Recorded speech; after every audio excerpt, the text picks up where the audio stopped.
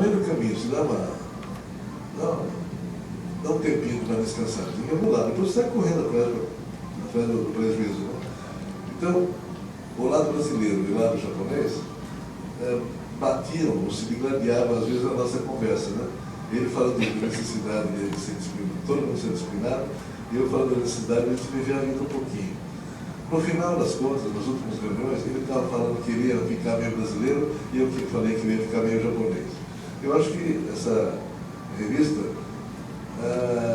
foi o resultado dessa conversa, porque deu um trabalho danado, precisei quase trabalhar como Decasseg para fazer essa revista existir.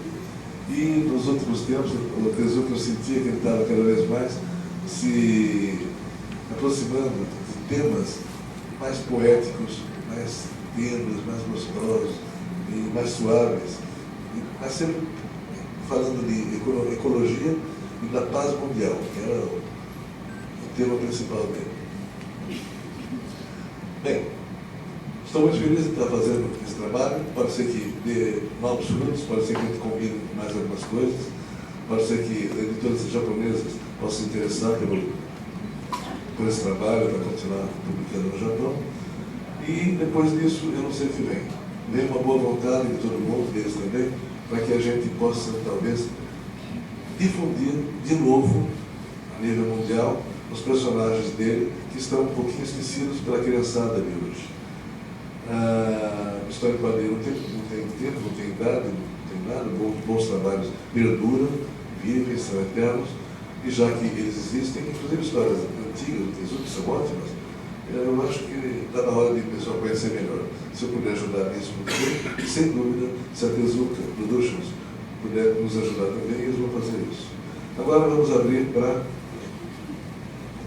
o filme. Nós temos um pequeno filme, uma entrevista aqui. Vocês conhecerem um pouquinho melhor, até mesmo a Tezuka, do Japão, o presidente da Tezuka,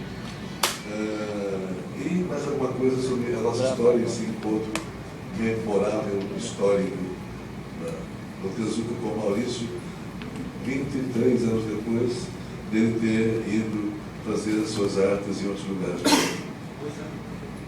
E depois eu abro para perguntas, né, Carol? Daí, então você faz a primeira pergunta. Mas preparando para aí, tá? Ok, vamos lá, pessoal? Dá para passar?